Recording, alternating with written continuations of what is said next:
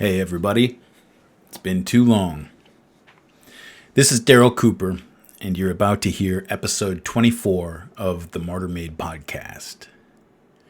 This is the first episode of a new series called Enemy, the Germans' War.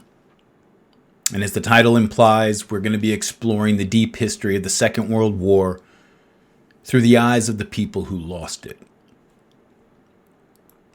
As many of you know, I got into some hot water recently for discussing this topic on the Tucker Carlson show. If you are new to the show and haven't heard, there was about a week-long freakout in 2024 throughout the Western press that culminated in my being denounced by name in an official statement from the Biden White House. I have been warned by people who would know that I should probably avoid traveling to several European countries due to the possibility that I'll be arrested when my plane lands. What did I say that got people so riled up?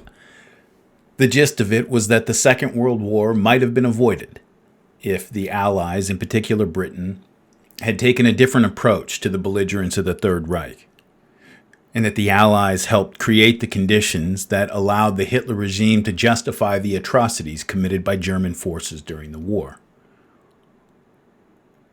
I hadn't planned on talking with Tucker about World War II, and I admit I went off a little half-cocked, allowing people, many of them in bad faith or ignorance, but some not, to hear things that I wasn't saying. Specifically that the Germans were innocent bystanders and that the Allies were to blame for all the bad things that happened from 1939 to 1945.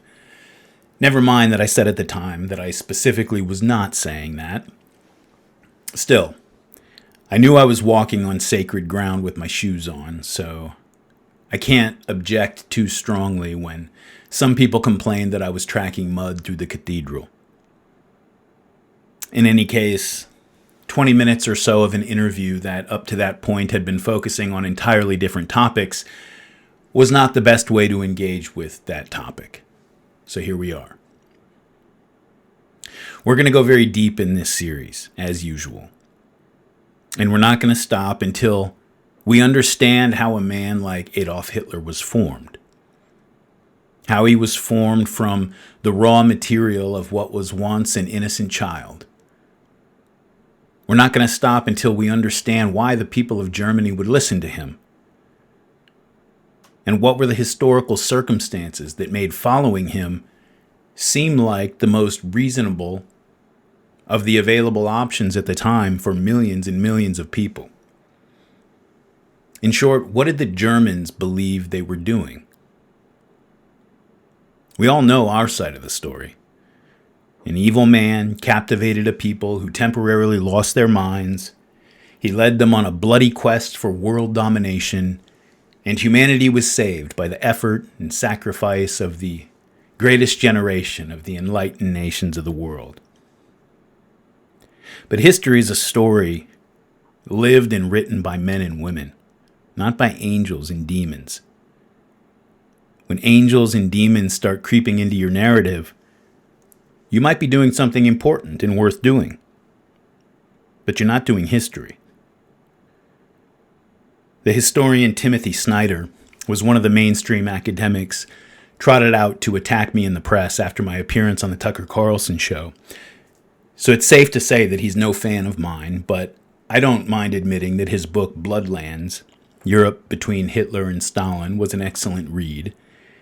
And in that book, Snyder says something with which I agree wholeheartedly, and which will be sort of the guiding light of this entire series. Speaking of both Germany under Hitler and the Soviet Union under Stalin, Snyder writes, quote, "Ideology, when stripped by time or partisanship of its political and economic connections, becomes a moralizing form of explanation for mass killing, one that comfortably separates the people who explain from the people who kill. It is convenient to see the perpetrator just as someone who holds the wrong idea, and is therefore different for that reason. It is reassuring to ignore the importance of economics and the complications of politics, factors that might in fact be common to historical perpetrators and those who later contemplate their actions. It is far more inviting, at least today in the West, to identify with the victims than to understand the historical setting that they shared with perpetrators and bystanders. The identification with the victim affirms a radical separation from the perpetrator. The Treblinka guard who starts the engine, or the NKVD officer who pulls the trigger, is not me. He is the person who kills someone like me. Yet it is unclear whether this identification with victims brings much knowledge, or whether this kind of alienation from the murderer is an ethical stance. It is not at all obvious that reducing history to morality plays makes anyone moral. Unfortunately, claiming victim status does not itself bring sound ethical choices. Stalin and Hitler both claimed throughout their political careers to be victims. They persuaded millions of other people that they, too, were victims of an international capitalist or Jewish conspiracy. During the German invasion of Poland, a German soldier believed that the death grimace of a Pole proved that Poles irrationally hated Germans. During the famine, a Ukrainian communist found himself beleaguered by the corpses of the starved at his doorstep. They both portrayed themselves as victims. No major war or act of mass killing in the 20th century began without the aggressors or perpetrators first claiming innocence and victimhood. The human capacity for subjective victimhood is apparently limitless, and people who believe that they are victims can be motivated to perform acts of great violence. The Austrian policeman shooting babies at Mihailov imagined what the Soviets would do to his children. The victims were people. A true identification with them would involve grasping their lives rather than grasping at their deaths. By definition, the victims are dead and unable to defend themselves from the use that others make of their deaths. It is easy to sanctify policies or identities by the deaths of victims. It is less appealing, but morally more urgent, to understand the actions of the perpetrators. The moral danger, after all, is never that one might become a victim, but that one might be a perpetrator or a bystander. It is tempting to say that a Nazi murderer is beyond the pale of understanding. Outstanding politicians and intellectuals, for example Edvard Beneš and Ilya Ehrenberg, yielded to this temptation during the war. The Czechoslovak president and the Soviet Jewish writer were justifying revenge upon the Germans as such. People who called others subhuman were themselves subhuman. Yet to deny a human being his human character is to render ethics impossible. To yield to this temptation, to find other people to be inhuman, is to take a step toward, not away from, the Nazi position. To find other people incomprehensible is to abandon the search for understanding, and thus to abandon history." End quote. The Second World War is the worst thing that ever happened, at least quantitatively speaking, at least in modern history. 60 million people dead. Entire nations destroyed. All sides engaged in the wholesale slaughter of enemy civilian populations. And of course, the nuclear demon unleashed upon the world. The entire world, including the quote-unquote good guys, lost its mind for a few years. The main lesson taken from the war, that sometimes a bad guy pops up and starts causing trouble, and we just have no choice but to tool up and do whatever's necessary to take him out. That has turned out to be a convenient justification for pretty much every war the United States has fought since 1945. And the official narrative surrounding World War II has been protected in large part to protect that justification. But what if that's not the right lesson? When I was nearing the end of the Jonestown series, I managed to get my hands on a stack of police reports of incidents involving someone, usually a husband or father, holding his family hostage in a standoff with police. Most of the incidents involved drugs, and the overwhelming majority of those involved methamphetamines. And for each incident I read about in the reports, I found what I could in newspapers and other media sources. Some of these incidents ended peacefully. Some others ended with the death of the hostage taker at the hands of police. But nearly half ended when the man murdered his family and then killed himself. Jim Jones, as those of you who have listened to the Martyr Made series God's Socialist know, was hopped up on amphetamines pretty much every day for about 10 years leading up to the murder-suicide in Guyana. And I had read enough about the delusional and often violent paranoia, often caused by long-term amphetamine use, that I expected to learn something from those police reports about what happened at Jonestown in 1978. And I was right, I did. One of the things I learned from those reports that influenced the way I understood the Jonestown story was that the behavior of the police was not the same in every case. Some clearly understood the explosive and unpredictable nature of the circumstances they were in. And they did their job by trying at every point to de-escalate the situation. Other police were clumsy and out of their depth.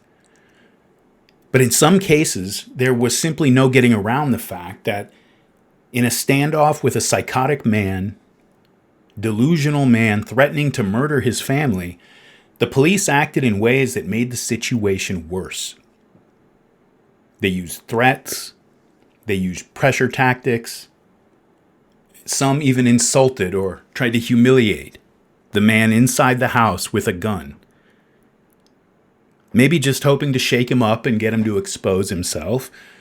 Maybe just because cops are human beings too, and they were tired and frustrated and angry themselves.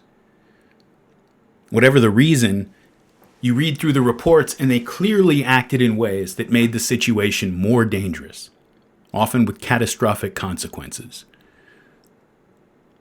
Now, are the cops who behaved this way responsible for the tragedies that followed?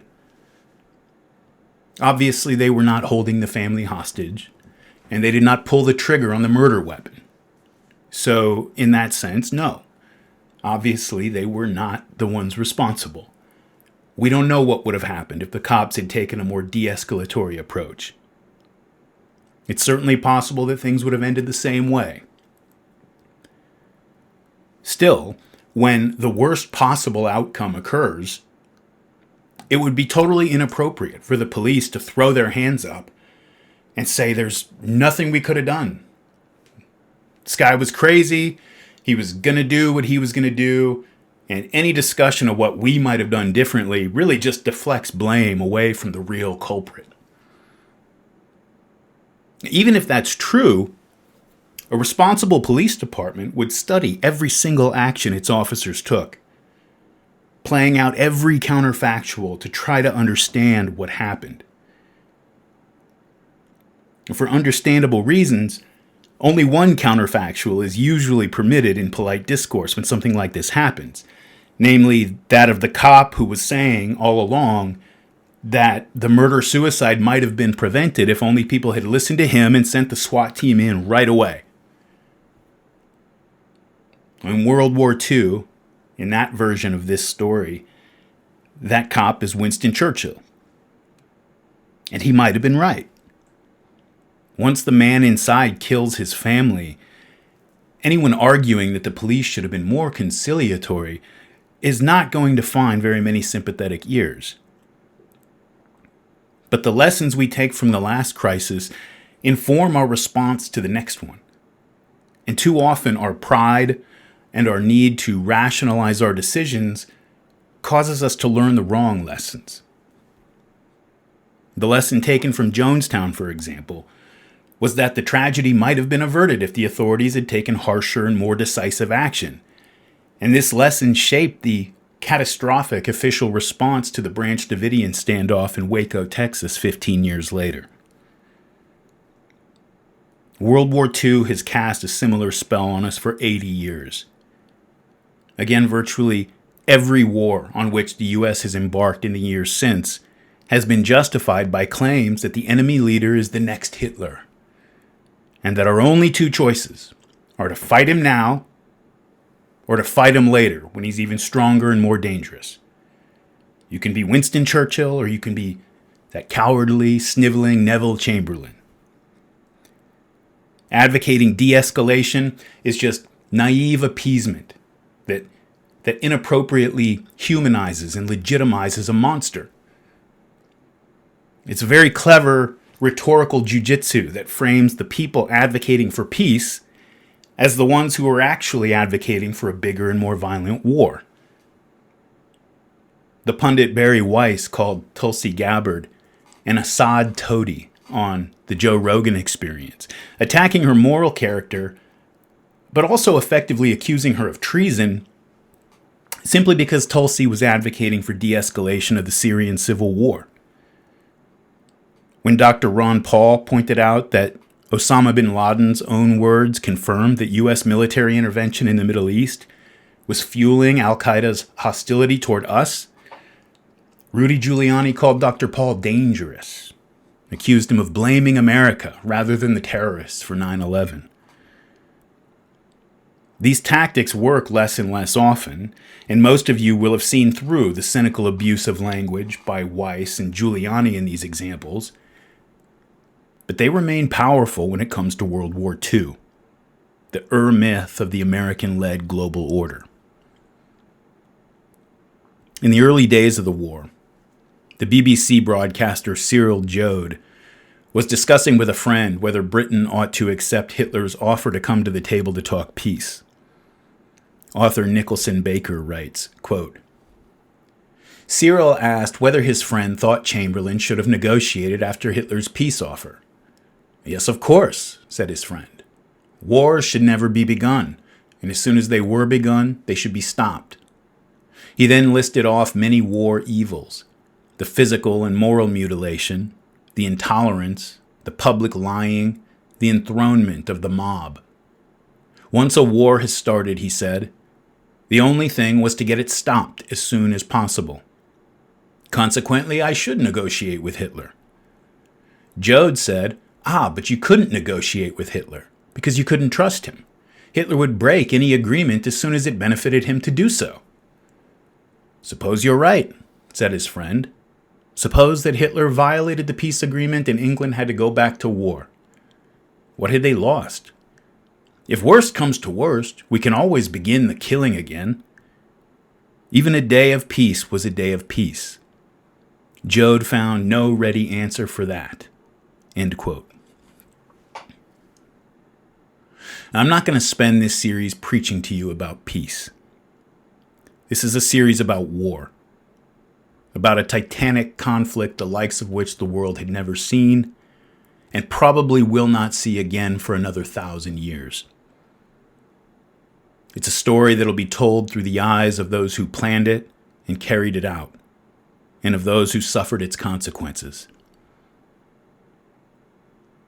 I'd like to thank everybody who stood by me during the furor, no pun intended, that erupted after my appearance on Tucker's show. You never want to put your friends and supporters to a loyalty test, but sometimes one is forced on them. And I have to say it was very gratifying to learn that all of my friends really are, in fact, my friends. Not a single person with whom I had even a passing relationship spoke ill of me, even though there were rewards to be had for anyone who wanted to grab them. And I especially want to thank people like Jocko,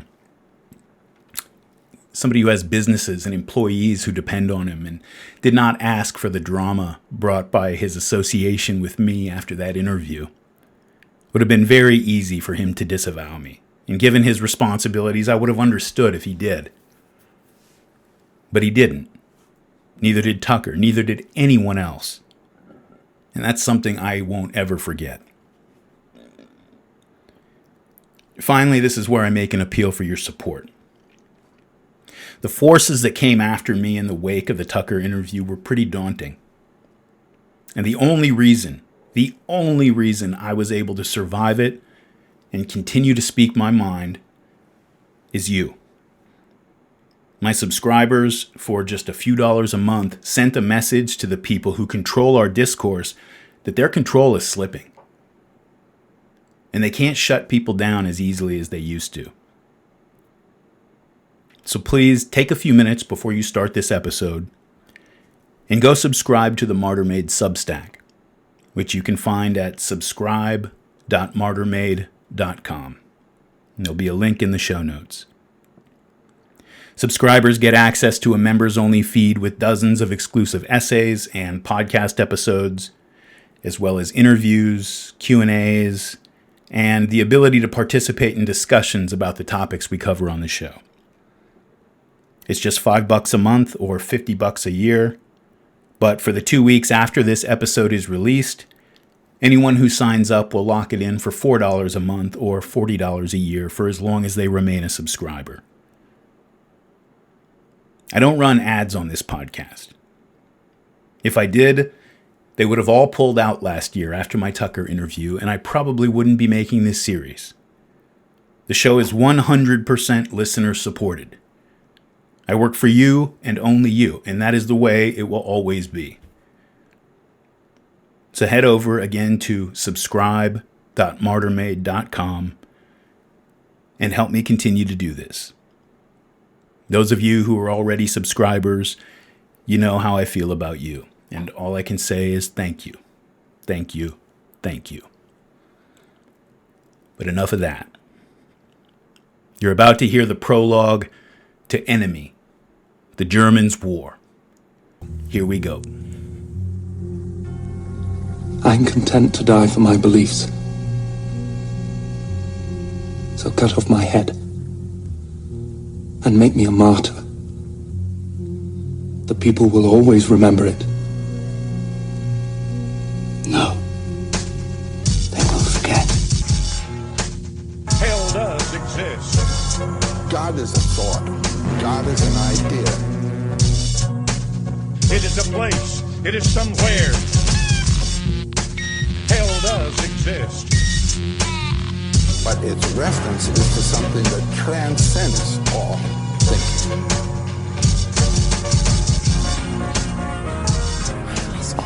Why we must tear ourselves apart for this small question of religion? The following passage is from a book written by a Jewish American publisher named Theodor Kaufman. It was published in March 1941, 3 months before Germany invaded the Soviet Union and began its career of atrocities on the Eastern Front, and 9 months before the Pearl Harbor attack that drew the United States into the war. Kaufman's book was called Germany Must Perish, and it begins like this, quote, "Today's war is not a war against Adolf Hitler, nor is it a war against the Nazis. It is a war of peoples against peoples, of civilized peoples envisioning light against uncivilized barbarians who cherish darkness. It is a struggle between the German nation and humanity. Hitler is no more to be blamed for this German war than was the Kaiser for the last one, nor Bismarck before the Kaiser. These men did not originate or wage Germany's wars against the world. They were merely the mirrors, reflecting centuries-old inbred lust of the German nation for conquest and mass murder. This war is being waged by the German people. It is they who are responsible. It is they who must be made to pay for the war. Otherwise, there will always be a German war against the world.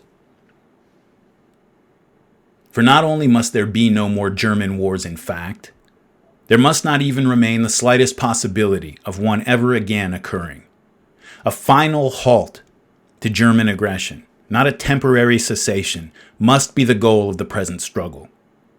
This does not mean armed mastery over Germany, or a peace with political or territorial adjustments, or a hope based on a defeated and repentant nation. Such settlements are not sufficiently conclusive guarantees of no more German aggressions. This time, Germany has forced a total war upon the world. As a result, she must be made to pay a total penalty. And there is one and only one such total penalty. Germany must perish forever. In fact, not in fancy. No, the problem of Germanism must not again be passed along to the next generation. The world must never again be stretched and tortured on the German rack. Ours is the problem, ours is the solution. We must bring ourselves to realize that no leader can govern Germany at all unless, in some manner, he embodies the spirit and expresses the war soul existent in the majority of her peoples. Majority is used advisedly, for in speaking of the mass which composes a nation, it must be impartially conceded that some fraction of that mass must perforce vary from it. Consequently, no unfair contention is here being made that everyone in Germany is guilty of its heinous offenses against the world. In fact, we shall, in pursuing our point, favor Germany by allowing that as much as 20% of her population is entirely guiltless of complicity in her crimes, as well as being foreign to any share of her war soul. We therefore grant, for argument's sake, that some 15 million Germans are absolutely innocent. But shall Poles, Czechs, Slovaks, Austrians, Norwegians, Dutch, Belgians, Frenchmen, Greeks, Englishmen, Irishmen, Scotsmen, Canadians, Australians, and Americans, for we too may ultimately feel the spike of the German boot, shall all these peoples, numbering some 300 million of the most civilized, most enlightened on earth, suffer constantly and face unnatural death every generation, so that some small part of Germany's populace may continue to exist? Are those 15 million Germans so valuable, so indispensable to mankind, that 300 million guiltless men, women, and children shall fight a war with Germany every time she so chooses? Shall perpetual struggle against the German be the only future facing civilized peoples? Why breed children while Germany breeds war? For quite patently, to fight once more in democratic defense against Germany with any goal in view save the country's extinction constitutes, even though it lose the war, a German victory. It is a definite obligation which the world owes to those who struggled and died against the German yesterday, and to those who are fighting him again today, as it is the bound duty of the present generation to those yet unborn, to make certain that the vicious fangs of the German serpent shall never strike again. And since the venom of those fangs derives its fatal poison not from within the body, but from the war soul of the German, nothing else would assure humanity safety and security but that soul should be forever expunged, and the diseased carcass which harbors it be forever removed from this world. There is no longer any alternative. Germany must perish. I feel no more personal hatred for these people than I might feel for a herd of wild animals or a cluster of poisonous reptiles. One does not hate those whose souls can exude no spiritual warmth. One pities them. If the German people wished to live by themselves in darkness, it would be strictly their own affair. But when they make constant attempts to enshroud the souls of other people in those fetid wrappings which cloak their own, it becomes time to remove them from the realm of civilized mankind among which they can have no place or right to existence. They have lost the wish to be human beings. They are but beasts, and they must be dealt with as such. For to reiterate, the German idea of world dominion and enslavement of its peoples is no political belief. It is a fierce and burning gospel of hate and intolerance, of murder and destruction and the unloosing of a sadistic bloodlust. It is, in every literal sense, a savage and pagan religion which incites its worshippers first to a barbaric frenzy, and then prompts them to vent their animal ferocity in the practice of every horrible, ruthless, and unmentionable atrocity upon innocent men, women, and children. Such are the true Germanic virtues. And the world will feel their sting so long as they continue to tolerate Germany and her peoples on the earth. for those Germanic traits are the same as those which, emanating from the German soul, animated the Germanic tribes of yore." End quote. The final chapter of Kaufmann's book is titled simply, "Death to Germany." Quote, "When an individual commits premeditated murder, he must be prepared to forfeit his own life in consequence. When a nation commits premeditated murder upon its fellow nations, it must be prepared to forfeit its own national life. On that point, the laws of man and God are explicit. An eye for an eye, a tooth for a tooth, a life for a life. But what is the law of man or God to Germany? Nothing. She recognizes only German law. So be it. It must then be German law, if such a law there be, which decrees her penalty, the penalty of death. There remains now but to determine the best way, the most practical and expeditious manner in which the ultimate penalty must be levied upon the German nation. Quite naturally, massacre and wholesale execution must be ruled out as impractical when applied to a population of some 70 million. There remains then but one mode of ridding the world forever of Germanism, and that is to stem the source from which issue those war-lusted souls, by preventing the people of Germany from ever again reproducing their kind. This modern method, known to science as eugenic sterilization, is at once practical, humane, and thorough. Sterilization has become a byword of science, as the best means of ridding the human race of its misfits, the degenerate, the insane, the hereditary criminal. Sterilization is not to be confused with castration. It is a safe and simple operation, quite harmless and painless, neither mutilating nor unsexing the patient. Its effects are most often less distressing than vaccination, and no more serious than a tooth extraction. 2. The operation is extremely rapid, requiring no more than 10 minutes to complete. The patient may resume his work immediately afterwards. Even in the case of the female, the operation, though taking longer to perform, is as safe and simple. Performed thousands of times, no records indicate cases of complication or death.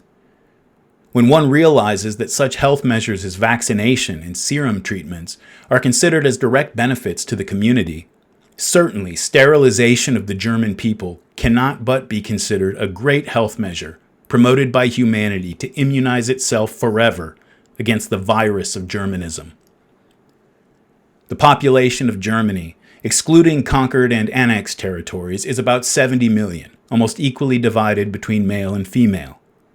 To achieve the purpose of German extinction, it would be necessary only to sterilize some 48 million, a figure which excludes, because of their limited power to procreate, males over 60 years of age and females over 45.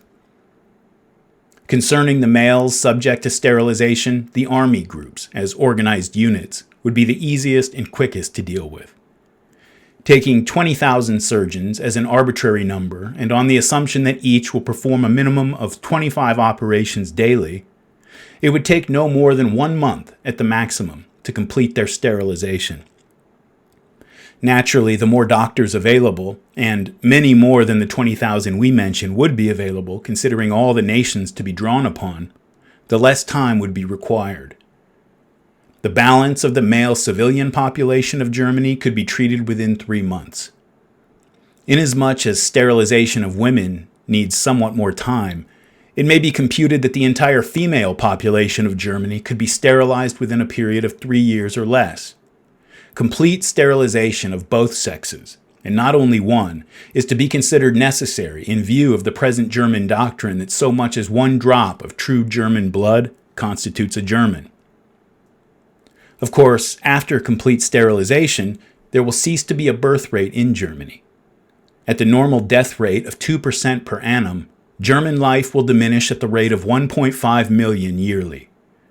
Accordingly, in the span of 2 generations, that which cost millions of lives and centuries of useless effort, namely the elimination of Germanism and its carriers, will have been an accomplished fact. By virtue of its loss of self-perpetuation, German will have atrophied and German power reduced to negligible importance. Reviewing the foregoing case of sterilization, we find that several factors resulting from it firmly establish its advocacy. Firstly, no physical pain will be imposed upon the inhabitants of Germany through its application, a decidedly more humane treatment than they will have deserved.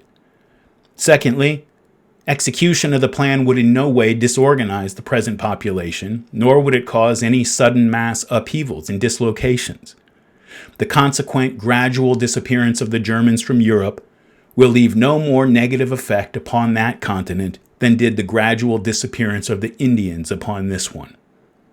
Thus shall we throw Germany into the oblivion which she would have visited upon the world." End quote. Kaufman's book received little attention from the American general public, but it was reviewed by Time magazine, the New York Times, many other major publications. In fact, the Washington Post said the book advocated a provocative theory interestingly presented. The book was passed around and discussed in some circles within Roosevelt's State Department and other federal agencies that were in favor of war with Germany. Of course, the book soon made its way to Germany, and Joseph Goebbels, the propaganda minister of the Third Reich, read it a few months later. And although he was outraged by it, he recognized immediately the book's propaganda value, writing in his diary that Kaufman could not have done a better service for German propaganda if Goebbels had commissioned the book himself. And so immediately he planned to print millions of copies of this pamphlet to distribute to the public as well as to soldiers at the front to drive home to the German people and soldier the stakes of the present conflict. In the summer of 1941, as German armies were racing across the Russian steppe toward Moscow and Kiev, Goebbels showed the book to Hitler, who, partly as a reaction to it, approved the requirement that Jews in Germany don the notorious Yellow Star armband. The book was cited as a primary justification for the eviction of Jews from the city of Hanover. The American journalist Howard K. Smith was in Germany when this book appeared in that country, and he wrote, quote, "No man has ever done so irresponsible a disservice to the cause his nation is fighting and suffering for than Nathan Kaufman. His half-baked brochure provided the Nazis with one of the best light artillery pieces they have. For used as the Nazis used it, it served to bolster up that terror which forces Germans who dislike the Nazis to support, fight, and die to keep Nazism alive." End quote.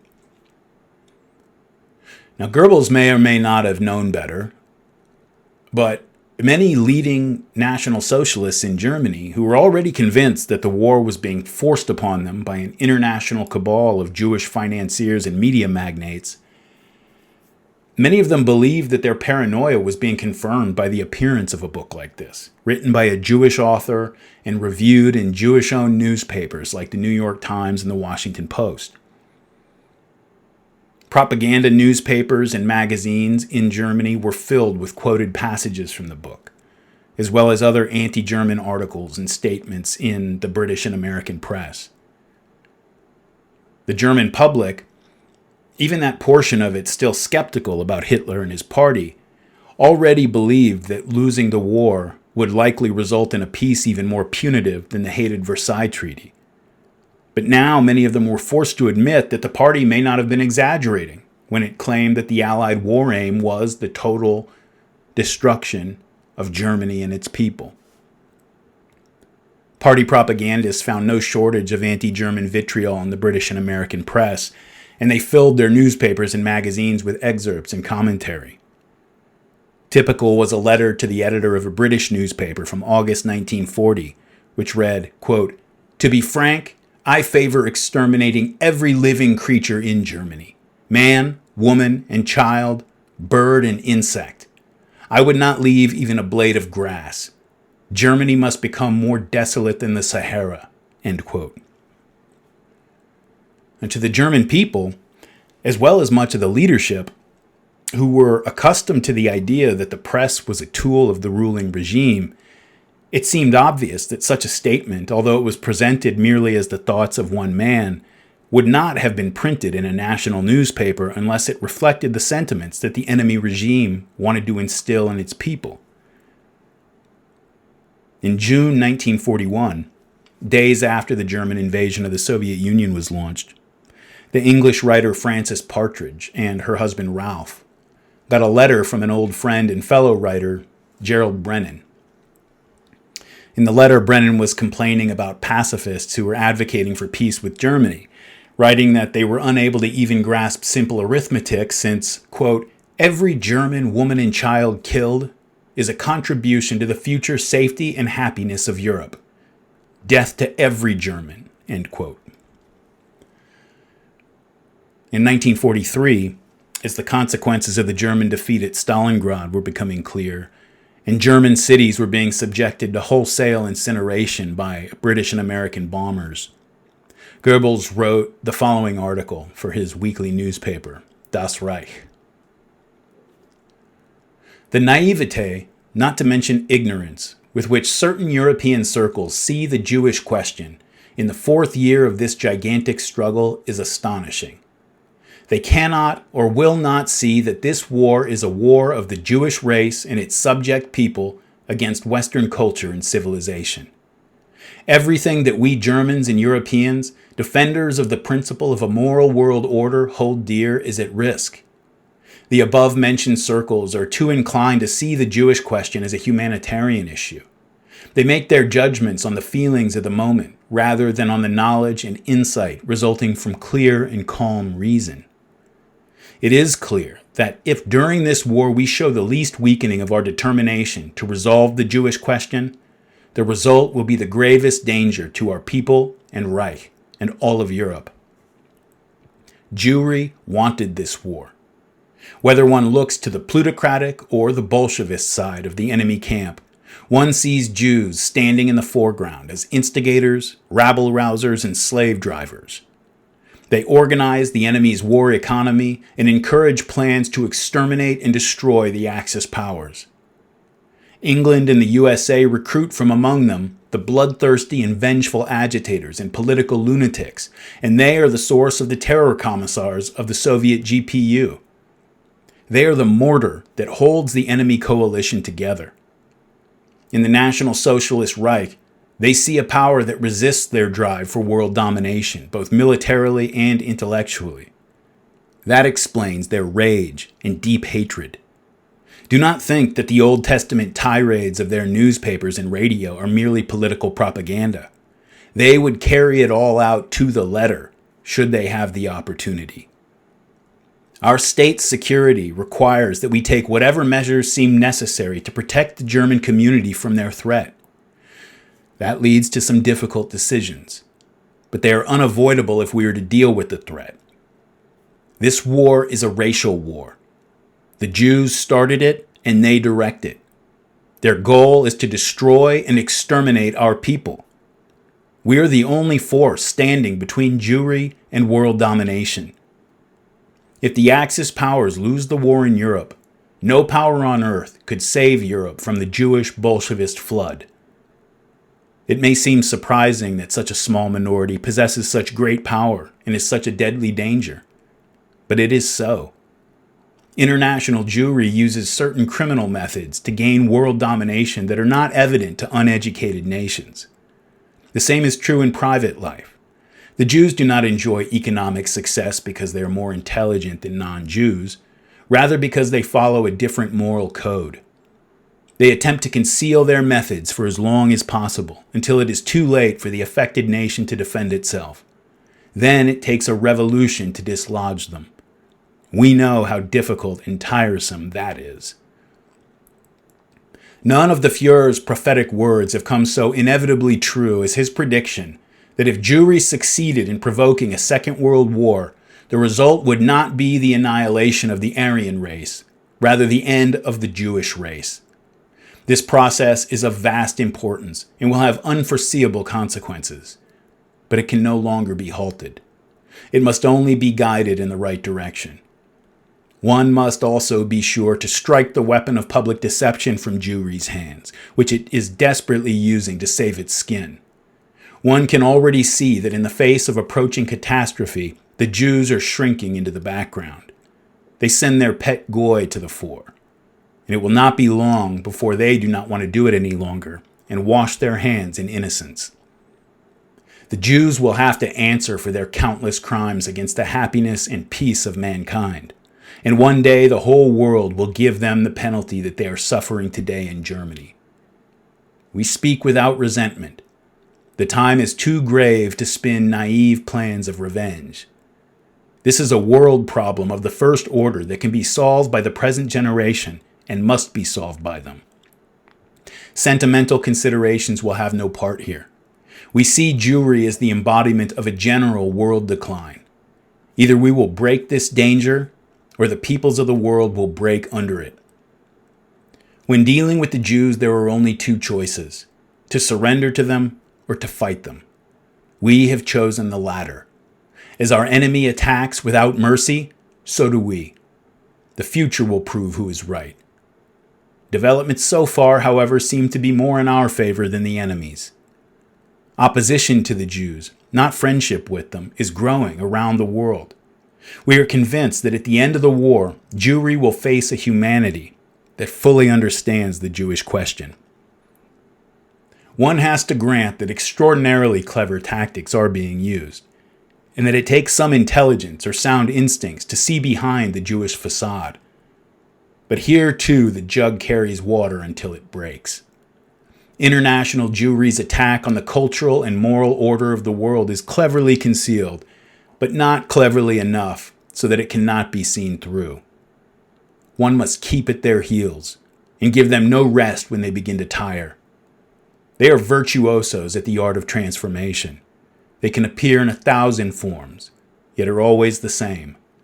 If one has caught them, they claim injured innocence and send their guard of pity on ahead to beg for mercy. But if one extends them even a finger of pity, they chop off the whole hand. They must therefore be kept in the fear of the Lord. We know that they hate us from the depths of their souls. We take pleasure in their hatred. There is nothing that they would not do to us if they had the power. We cannot therefore give them even the slightest bit of power. More than that, it is our duty to tell the world of their nature and their depravity. We must again and again prove their sick role in beginning and carrying on this war.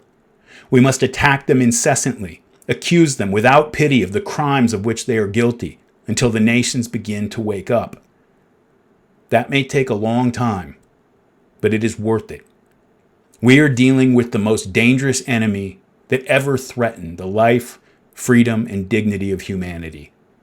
There can be no mercy. We have pity only for the countless millions of our own people and those of the other European nations who will be given over to the hate and destructive will of the devilish race if we become weak and give up the battle. Those Philistines who today are so eager to protect the Jews would be their first victims. We must all keep alert. We must be on guard against the insidious cleverness of the international world enemy. In the depths of his soul, he realizes that this war that he so frivolously began, expecting it to be the last step toward world domination, has instead become a war for his racial existence. He desperately seeks to stop the inevitable march of events. It will do him no good. We will keep at him. In the end, the Führer's prophecy about world Jewry in 1939, which they laughed at then, will come true. The Jews laughed in Germany too when they first saw us. They are not laughing any longer. When they planned a war to totally destroy the German nation, they signed their own death warrant. Here, too, history will be the world court. End quote. War is a great evil, not only because of the destruction of human lives and property. As catastrophic as these losses are, and at the risk of sounding insensitive to those who have suffered through war, populations and property can be replaced and rebuilt. Often more lasting is the devastation war inflicts on the souls of those under its spell. The rhetoric of Goebbels and Kaufmann is not remarkable because it was unique or even rare, but because this is how people at war, or who are seeking war, talk about each other. One need only look at the rhetoric from both sides of the Israeli-Palestinian conflict since the attack of October 7th, 2023. People often ask me why that conflict gets me more animated than, say, a civil war in Sudan. There are several reasons, such as the fact that I just know a lot more people involved in the Israeli-Palestinian conflict, and I know more about the conflict itself, and of course the fact that my own country has a great deal of, I would say, negative influence in that conflict. But one of the most visceral reasons is that the Israeli-Palestinian conflict is the only one that reliably turns many people I know and otherwise respect into raving, bloodthirsty lunatics. Regular, normal, generally sane and humane people making excuses for the indiscriminate terrorism of Hamas, or cheering on the Israelis as leading cabinet ministers in that country compare Palestinians to Amalek, the Old Testament tribe whom the Israelites were commanded to wipe out down to the last infant. And when these people are confronted about it, supporters of both sides, when they're not simply lying about what their own side has done, they offer the same excuses. The crimes of the other side are so barbaric that they have forfeited membership in the human race, and so the normal rules don't apply. We don't want to do this, but they give us no choice. And when confronted with atrocities too glaring to talk their way around without putting themselves in an impossible position, they say, well, of course I don't like or approve of that kind of thing, but given the situation, how do you expect people to react? And they have a point. The Israelis have suffered brutal terrorist attacks since that country was founded. What do you expect? The Palestinians had their country taken from them by force and have been under military occupation for 60 years. What do you expect? Theodor Kaufmann was an American Jew reacting to the openly anti-Semitic regime in Germany. What do you expect? Red Army soldiers who raped and murdered their way across Eastern and Central Europe had seen their country destroyed by the German invasion. What do you expect? We expect the same thing. When people are embroiled in what they're told by trusted authorities is an existential conflict against mindlessly hateful aggressors, this kind of thinking can escalate until every atrocity, up to and including genocide, is sincerely felt to be a heroic act of self-defense or justified vengeance. Every school child is familiar with the consequences that followed from the kind of thinking Goebbels demonstrates in the article I just quoted. But we're less familiar with the consequences visited on Germany and ordinary German civilians, including millions of Germans who had never lived in Germany or been a part of the Reich, both during and after the war, as a result of similarly dehumanizing hate propaganda in the Allied countries, and especially those countries more directly affected by the war in Europe. This series will try to understand the German experience of the Second World War, which means we will spend a lot of time plumbing the inhuman depths to which German forces sank as the war dragged on. But it also means we will look to the experience of ordinary, innocent German people who suffered atrocities at the hands of others who themselves were infected by the same kind of hate propaganda flowing out of Berlin. World War II was a total war, in which whole societies mobilized to seek the destruction of whole societies. I remember when I was a kid, I used to play this old World War II submarine game on my cousin's PC. You captained an American sub around the Pacific Theater, evading destroyers and ducking depth charges, and racking up points based on the tonnage of ships that you managed to sink. And it didn't strike me as that strange at the time. I was just a kid playing a game where you kill the bad guys. You know, they could have been Japanese ships or orcs or aliens. It was all the same to me, which probably tells us something important in itself. But the whole thing, as I remember it now, definitely hits different when I remember that the game did not distinguish between the type or purpose of the ships I was hunting. If it flew the flag of the rising sun, it was a target. I got points for sinking battleships. I got points for sinking merchant ships carrying food and medicine. Because that's how it was. Kill the enemy to stop him from killing you. Kill his family so he feels the consequences of his aggression. Destroy his land to make him too weak to threaten you. Make him suffer as he would make you suffer if given a chance. That's total war.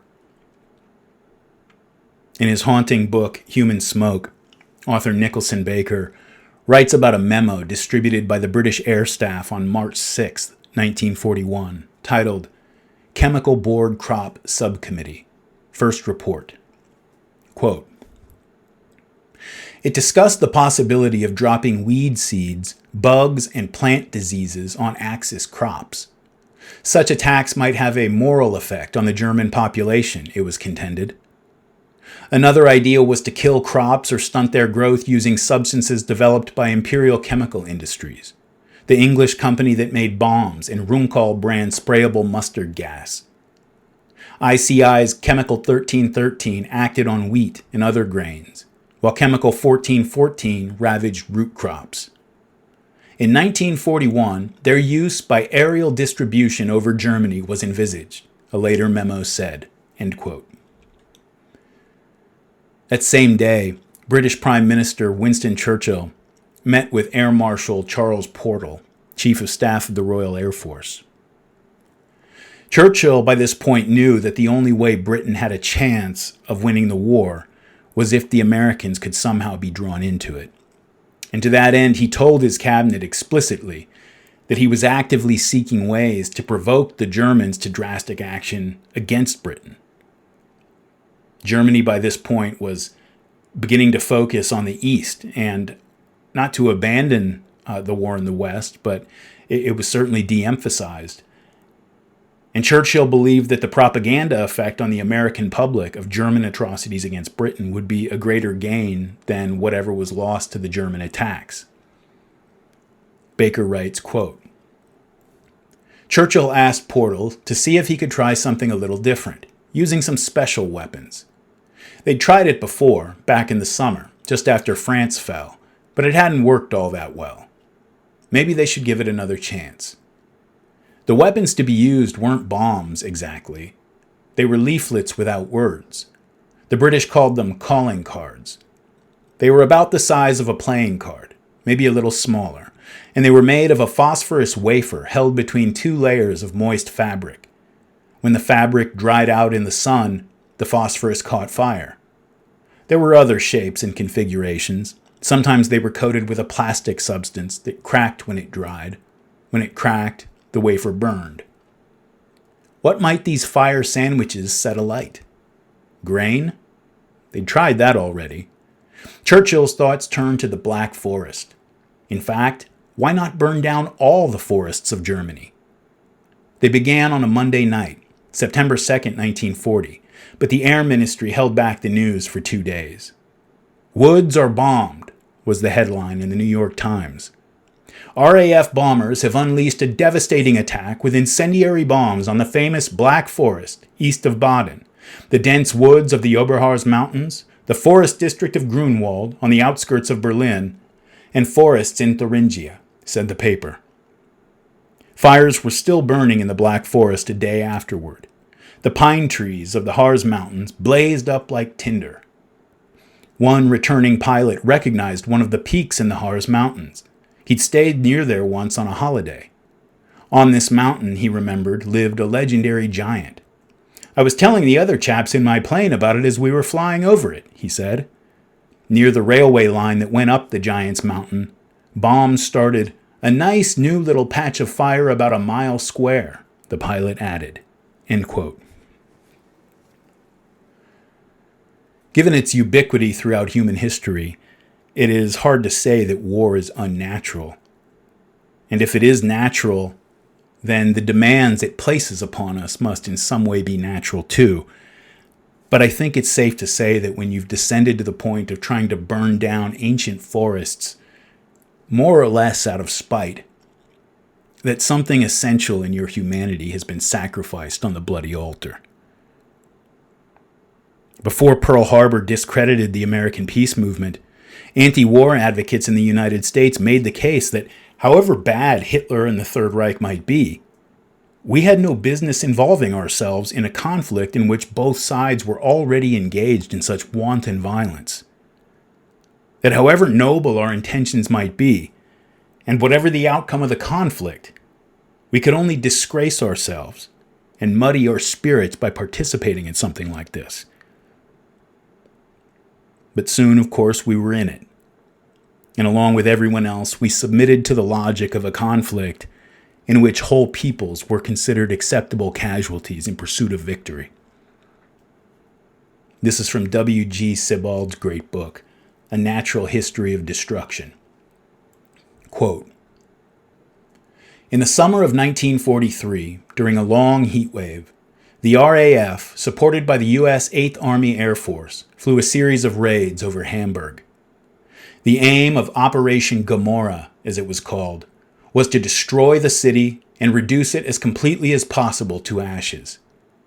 In a raid early in the morning of July 27th, beginning at 1 a.m., 10,000 tons of high explosive and incendiary bombs were dropped on the densely populated residential area east of the Elbe, comprising the districts of Hammerbrook, Ham Nord and Ham Süd, Bilverd Ausschlag, and parts of St. Georg, Eilbeck, Barmbek, and Wansbeck. A now familiar sequence of events occurred. First, all the doors and windows were torn from their frames and smashed by high explosive bombs weighing 4,000 pounds. Then the attic floors of the buildings were ignited by lightweight incendiary mixtures, and at the same time fire bombs weighing up to 15 kilograms fell into the lower stories. Within a few minutes, huge fires were burning all over the target area, which covered some 20 square kilometers, and they merged so rapidly that only a quarter of an hour after the first bombs had dropped, the whole airspace was a sea of flames as far as the eye could see. Another 5 minutes later, at 1:20 a.m., a firestorm of an intensity that no one would ever before have thought possible arose. The fire, now rising 2,000 meters into the sky, snatched oxygen to itself so violently that the air currents reached hurricane force, resonating like mighty organs with all the stops pulled out at once. The fire burned like this for 3 hours. At its height, the storm lifted gables and roofs from buildings, flung rafters and entire advertising billboards through the air, tore trees from the ground, and drove human beings before it like living torches. Behind collapsing facades, the flames shot up as high as houses, rolled like a tidal wave through the streets at a speed of over 150 kilometers an hour, spun across open squares in strange rhythms like rolling cylinders of fire. The water in some of the canals was ablaze. The glass in tramcar windows melted. Stocks of sugar boiled in the bakery cellars. Those who had fled from their air raid shelters sank, with grotesque contortions, into the thick bubbles thrown up by the melting asphalt. No one knows for certain how many lost their lives that night, or how many went mad before they died. When day broke, the summer dawn could not penetrate the leaden gloom above the city. The smoke had risen to a height of 8,000 meters, where it spread like a vast, anvil-shaped cumulonimbus cloud. A wavering heat, which the bomber pilots said they felt through the sides of their planes, continued to rise from the smoking, glowing mounds of stone. Residential districts so large that their total street length amounted to 200 kilometers were utterly destroyed. Horribly disfigured corpses lay everywhere. Bluish little phosphorus flames still flickered around many of them. Others had been roasted brown or purple and reduced to a third of their normal size. They lay doubled up in pools of their own melted fat, which had sometimes already congealed. The central death zone was declared off limits in the next few days. When punishment labor gangs and camp inmates could begin clearing it in August, after the rubble had cooled down, they found people still sitting at tables or up against walls where they had been overcome by monoxide gas. Elsewhere, clumps of flesh and bone or whole heaps of bodies had cooked in the water gushing from bursting boilers. Other victims had been so badly charred and reduced to ashes by the heat, which had risen to 1,000 degrees or more, that the remains of families consisting of several people could be carried away in a single laundry basket. The exodus of survivors from Hamburg had begun on the night of the air raid itself. It started, as Nosek writes, with, quote, constant movement in all the neighboring streets, going no one knew where. The refugees, numbering 1.25 million, dispersed all over the Reich, as far as its outer borders. Under his diary entry for August 20th, 1943, Friedrich Reck wrote, and now this is me talking, Friedrich Reck Malyshev, who we'll be hearing a lot from throughout this series, was a conservative German who was very critical of the Hitler regime and who actually would die in a concentration camp after refusing to keep his mouth shut. Sebald pulls a few quotes here from Reck's diary, but I have the diary here, and I'm going to quote the passage more fully. So now this is Friedrich Reck. Quote, "The news from Hamburg is simply beyond the grasp of the imagination. Streets of boiling asphalt into which the victims sank and were boiled alive, veritable cities of ruins, which cover the dead and surround those still alive like some jagged stone martyr's crown. The talk is of 200,000 dead. I am not one who believes everything he is told. I much prefer seeing the thing for myself. And I think that in this case, what I have seen with my own eyes suffices. I've heard a great deal about the completely wild and disoriented behavior of people in Hamburg as the city burned. Stories of amnesia, stories of people wandering through the streets in the pajamas they had on when they fled from their houses, crazy-eyed, carrying an empty bird cage, with no memory of a yesterday and no idea of a tomorrow. And now this is what I saw on a burning hot day in early August at a little railroad station in Upper Bavaria, where 40 or 50 of these miserable people were milling about, scrambling, despite the angry roars of the station master, into a car through a window they had broken, pushing, kicking, yelling, accustomed by now to fighting for space. What happened then was inevitable. A suitcase, a miserable lump of cardboard with edges broken off, missed the target, fell back onto the platform and broke open, revealing its contents. There was a pile of clothes, a manicure kit, a toy, and there was the baked corpse of a child, shrunk to the proportions of a mummy, which the half-crazed woman had dragged along with her, the macabre remains of what only a few days before had been a family. Cries of dismay, disgust, roars, historical outbursts, the snarls of a small dog, until finally an official took pity on all of them and had the thing disposed of. Another report I heard was that the firestorm created by the immense conflagration sucked up into it all the oxygen, suffocating people who were far away from the actual flames, and that the rain of phosphorus broiled the corpses of grown men and women into tiny, child-sized mummies, so that countless women are now wandering about the country, their homes in ruins, carrying with them these ghastly relics." End quote. These raids were referred to by the people planning and carrying them out as morale bombing. Others called them terror bombing. They had no direct military purpose. All the men of fighting age were at the front, and the bombing runs were so indiscriminate that we cannot take seriously the old post hoc justification of reducing the industrial capacity of Germany's military machine. When one city was destroyed, the homeless survivors would pack into the next city until it too was burned up. And we chased these refugees from city to city with our bombers until every single German city with the pre-war population of 50,000 people or more and countless smaller towns and villages were completely annihilated, until the campaign climaxed in the total destruction of the ancient city of Dresden.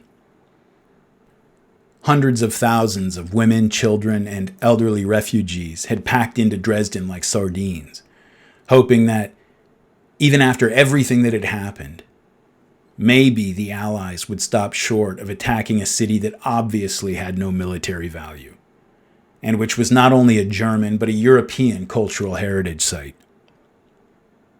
But Dresden was utterly destroyed in February 1945, just 2 months before the end of the war, with German forces in full collapse and Allied forces already racing across German territory toward Berlin from both east and west.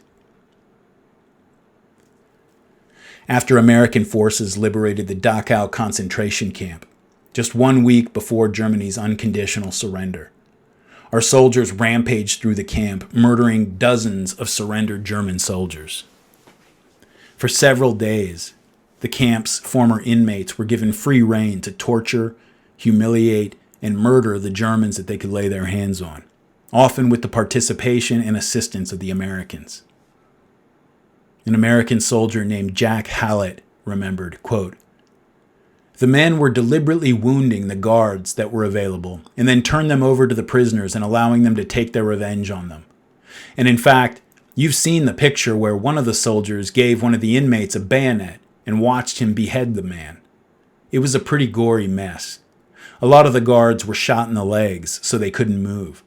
And that's about all I can say." End quote. Not only soldiers and guards, but mechanics, secretaries, supply personnel, and others like that were shot in the legs by American soldiers who watched as former inmates beat, tortured, hanged, and burned them alive. Millions upon millions of Germans, many of them civilians, and many of those not even Germans from Germany, but who were just ethnic Germans who had happened to live in surrounding countries, were enslaved by the Allied countries long after the war, and forced not only to perform cleanup and military support labor, but to handle corpses without sanitation equipment, and to clear minefields without safety gear, which was tantamount to an execution without trial. In Britain and France, the governments claimed ownership of their German slaves. Ownership was the word they used, and made billions of dollars renting out their labor to private companies. Conditions in POW camps run by the Western Allies were so abominable that Germans were dropping like flies from typhus, dysentery, and starvation. Tens, perhaps hundreds of thousands of Germans died in British, French, and American captivity within a year of the end of the war. In many prison camps, Germans were forced to go days without water. One man, a mechanic, remembered his time in an American camp. Quote, "We would drink our own urine. It tasted terrible, but what could we do? Some men got down on the ground and licked the ground to get some moisture. I was so weak that I was already on my knees when we finally got a little water to drink. I think I would have died without the water, but the Rhine River was just outside the wire." End quote. When an American camp commandant was asked why the prisoners were being made to suffer such inhumane conditions, he did not claim helplessness, but admitted that it was to break their spirits, or in his words, so that they will lose their joy of soldiering once and for all. In the formerly occupied countries, local civilians, with a more or less explicit blessing from the Allied authorities, launched a continent-wide pogrom against ethnic Germans. 15 million people whose families had been living in other countries for hundreds of years had their property seized and were forced marched to one of the German occupation zones with nothing but the clothes they wore. Many were beaten, raped, and murdered on their way out, and some 2 million ethnic Germans were killed in a very short period of time. Edvard Beneš, the exiled president of Czechoslovakia, returned to Prague in May 1945, and in his first speech told the Czech people that not only Nazis, Not only citizens of the Reich, but all people of German descent were responsible for the actions of the Hitler government and deserved, quote, the limitless contempt of all mankind. Venice's Minister of Justice, Prokop Dutina, said that the Germans in their midst were a foreign ulcer in our body, and that there are no good Germans, only bad and even worse ones. Similar sentiments were echoed by officials up and down the Czech government. Venice ordered the expropriation and expulsion of nearly 3 million people and effectively declared open season on ethnic Germans. Men were beaten, tortured, and often killed. Women and sometimes children were raped. An engineer named Kurt Schmidt remembered, quote, "If any man had tried to protect his wife, he would have risked being killed. The Russians, and the Czechs as well, did not even trouble to take the women away. Amongst the children, and in view of all the inmates of the camp, they behaved like animals. During the nights, one could hear the moaning and whimpering of these poor women. Day and night, there was no peace for our nerves, and it was as if we had entered hell." End quote. A German woman from another Czech prison camp recalled that, quote, "The mob in the streets behaved even worse than the guards.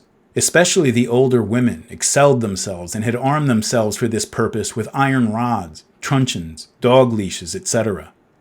Some of us were beaten so badly that they collapsed and were unable to get up again. The mob broke through, and we were again exposed to their maltreatment without any protection. Some of my fellow sufferers jumped into the Moldau in their desperation, where they were immediately fired at. One of the Czechs had a large pair of scissors, and one after another of us had her hair cut off. Another Czech poured red paint over our heads. I myself had 4 teeth knocked out. Rings were torn by force from our swollen fingers. Others were interested in our shoes and clothes, so that we ended up by being almost naked. Even pieces of underwear had been torn from our bodies. Young lads and men kicked us in the abdomen. In complete desperation, I also tried to jump into the river, but I was snatched back and received another beating." End quote. Keith Lowe, in his book Savage Continent, Europe in the Aftermath of World War II, after recounting the chaos in the Czech capital, wrote that, quote, "The situation for Germans in Prague is broadly representative of the rest of the country." Hundreds of German civilians at a time, and at least thousands, more likely tens of thousands in total, were simply rounded up and shot, either by mobs or by Czech army detachments with orders to cleanse the region of Germans. In one incident near the Moravian town of Prologue, a Czech military unit stopped a train full of Slovakian Germans that was passing through. They pulled the people off the train and shot 71 men, 120 women, and 74 children, and dumped the bodies into a mass grave. The unit's commander justified killing the children by saying, "What was I supposed to do with them after we'd shot their parents?" Of course, every terrible thing that happened in the Western occupation zones were reflected in even greater scale and severity in the territory conquered by the Soviet Union. From Norman Neymark's The Russians in Germany, A History of the Soviet Zone of Occupation, 1945 to 1949, quote, "A terrible rampage of rape and pillage followed the Soviet seizure of Budapest in February 1945. It was impossible," wrote Julius Hay, "to spend a day or even an hour in Budapest without hearing of brutalities committed by Russian soldiers. Hungarian girls were locked in Soviet quarters on the Buda side of the city, where they were repeatedly raped and sometimes killed. Even the Swedish legation was attacked by rampaging Red Army soldiers, who stole possessions and raped women regardless of their nationality. The serious problem of rape by Soviet soldiers in Eastern Europe turned out to be a pale foreshadowing of what was to face the German population when Soviet armies initially marched into German territory. Reading the Soviet hate propaganda could lead one to believe that it was as important for the Soviets to humiliate the German population as it was to defeat the German army. Front newspapers encouraged soldiers to recite the harm done to themselves and their families, and to keep a book of revenge that would remind them of the need to repay the Germans for their evil. Ilya Ehrenberg's chants of ritual hatred for the Germans were so often printed and repeated that they became national slogans. We shall not speak anymore. We shall not get excited. We shall kill. If you have not killed at least one German a day, you have wasted that day. If you kill one German, kill another. There is nothing funnier for us than a pile of German corpses. Hang them and watch them struggle in their nooses.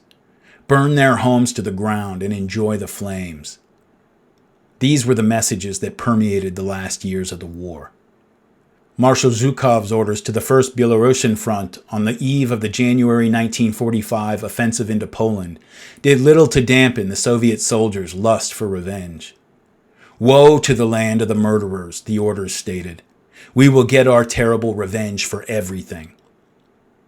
A veteran of the East Prussian campaign described the national hatred that fed the Soviet march. As the front drew closer to the borders of Germany, the propaganda of hate, not only of the German army, not only of the German people, but even of the German land itself, took on a more and more monstrous character. The final directive from the main political administration of the army on the eve of crossing the borders of East Prussia said that on German soil there is only one master, the Soviet soldier, that he is both the judge and the executioner. Remember, your friends are not there. There are the families of the killers and oppressors. It was not untypical for Soviet troops to rape every female over the age of 12 or 13 in a village, killing many in the process, to pillage the homes for food, alcohol, and loot, and to leave the villages in flames. The reports of women subjected to gang rapes and ghastly nightly rapes are far too numerous to be considered isolated incidents. Lev Kopelev, then a captain in the Soviet army, tried to stop a group of rampaging soldiers and was accused of having engaged in bourgeois humanism. Alexander Solzhenitsyn, who was also an officer in East Prussia, provides a fitting testimonial to what he witnessed in that region in his poem Prussian Nights. Zweiundzwanzig, Horingstrasse. It's not been burned, just looted, rifled. A moaning, by the walls half muffled. The mother's wounded, still alive. The little daughter's on the mattress, dead. How many have been on it? A platoon? A company, perhaps? A girl's been turned into a woman turned into a corpse. Continued rape and plunder drove the Germans to desperate actions. As a state security officer in East Prussia coolly reported back to Moscow, the suicides of Germans, especially women, have become more and more common. Even after German troops were thoroughly defeated and East Prussia was under occupation, the threat of rape continued to plague German women. Hermann Matzkowski, a veteran German communist and newly appointed local mayor of the district of Königsberg, reported that one of the only sources of food in town after its fall in early April 1945 was horse meat from the veterinary hospital on the outskirts of the city. Of those women who went to fetch the meat, barely one half returned unscathed. Many were raped. Some did not return home at all. The only Germans in Königsberg who were well fed, Mayor Matzkowski continued, are women who have become pregnant by Russian soldiers. 6 months after the end of the war, on November 6th and 7th, 1945, Red Army Day, the mayor wrote, Russian soldiers actually seemed to have permission for every kind of transgression against the Germans. Men were beaten. Most women were raped, including my 71-year-old mother, who died by Christmas. The dreadful disorder resulting from the East Prussian campaign did not make enough of an impact on the Red Army hierarchy to institute the kinds of punishment that might have prevented further rape as Soviet armies pushed beyond the Vistula into Silesia and Pomerania, what was to become Western Poland. Once again, the road signs urged Soviet soldiers to hurt the German people. Soldier, you are in Germany. Take revenge. The German Social Democrat August Sander collected eyewitness accounts of the Soviet takeover of this region that document the fate of countless German women. Soviet soldiers again took out their revenge on helpless women and girls, often, as in East Prussia, while under the influence of alcohol. One German village captured on February 26, 1945, was systematically plundered, and virtually all of the women were raped. The screams of help from the tortured could be heard day and night." End quote. The epidemic of rape continued long after the war was over. American military intelligence obtained and translated many reports from the Soviet occupation zone. A sampling of reports over a period of just a few weeks from one German refugee camp reads like an outrageous drumbeat. Quote, 8 June 46, mistreatment, rape of a 14-year-old child, pregnant and with VD. Shooting, even of a Frenchman who stood up for a German. Rape and impregnation of the daughter of the man who had been shot. Daughter died 19 September 46 from the consequences of mistreatment. 14 June 46. Rapes, one woman 5 times within 2 hours. 15 June 46. Rapes up to 80 years old. Escape of women who jumped out of windows, breaking feet and legs. Raping in presence of husbands. Looting, mistreatments, shooting, more looting, more rapes, women whipped in spite of being sick. 22 June 46. Looting, rapes. Herself raped 3 times in succession. Once more the same day. The next day raped 3 times. 25 June 46. Rapes. Herself raped twice. Once and 4 times. Age 16 years. Mother presumably shot. End quote. These reports go on and on and on, all across the Soviet occupation zone of Germany. And those of you who have the stomach for it can learn all about the Soviet conquest of Eastern and Central Europe in the Martyr-Made episode 19, The Anti-Humans. Now, if you're like most Westerners raised on the regular diet of post-war propaganda, you probably have 2 voices battling for space in your head right now. One of them says that raping over 2 million women and incinerating whole cities full of refugees and executing children en masse is bad. But the other voice says, well, yes, but they were Germans. That second voice, applied in the years since to Koreans, Vietnamese, Central and South American peasants, Palestinians, Iraqis, Russians, countless others, is the same voice that once whispered into German ears, well, yes, but they were Jews. That voice is not your voice. It is made to sound like your own voice, as if you're having a debate with yourself about an issue with 2 sides, when the truth is that your inborn humanity is arguing against inhuman forces that are entirely outside yourself.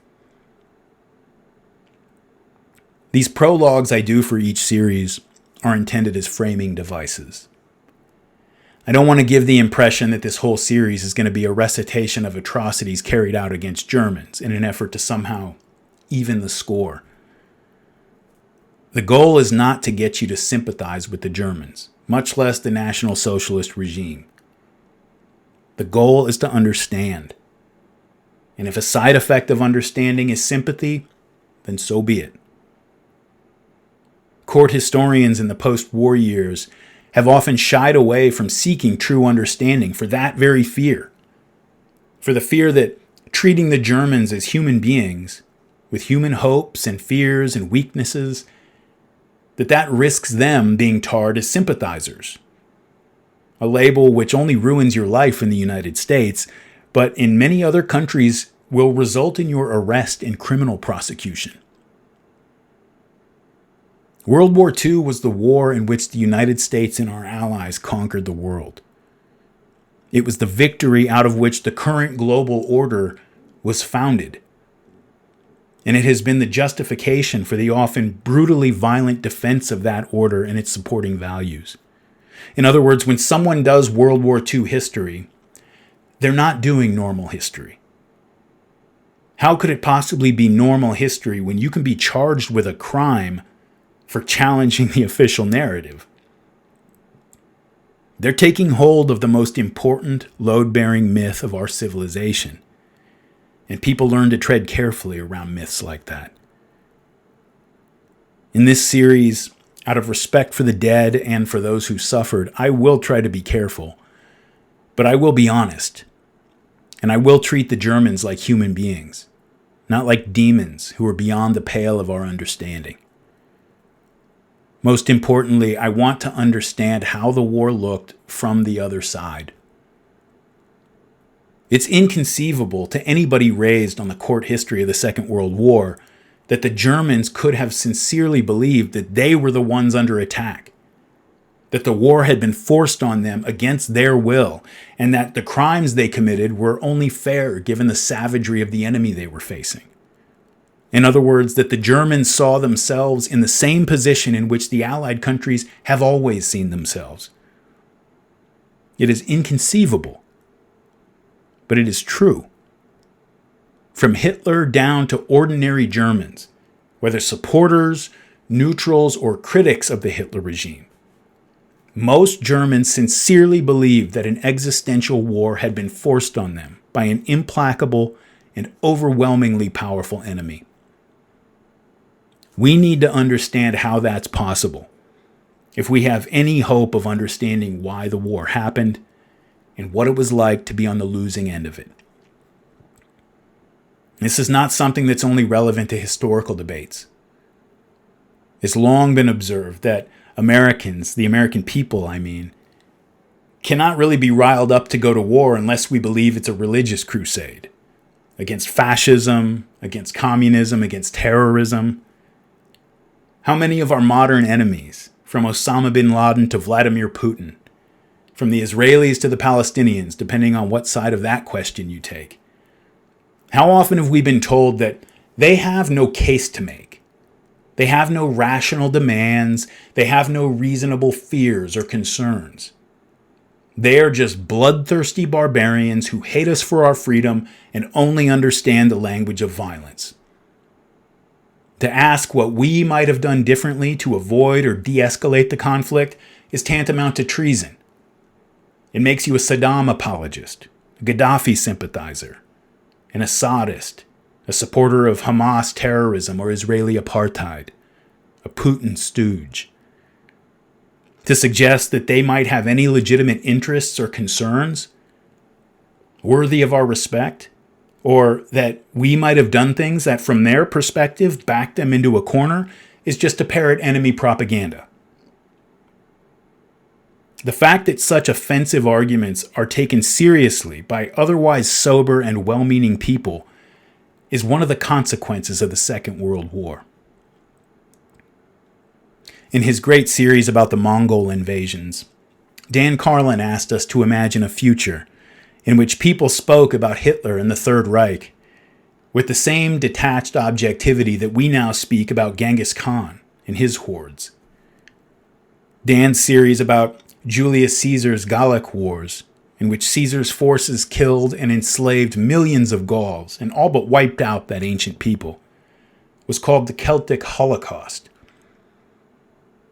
We're not accustomed to thinking of Genghis Khan, Julius Caesar, or Alexander of Macedon in the same way we think of Adolf Hitler, nor of the people who followed those other tyrants the same way we think of Germans in the 30s and 40s.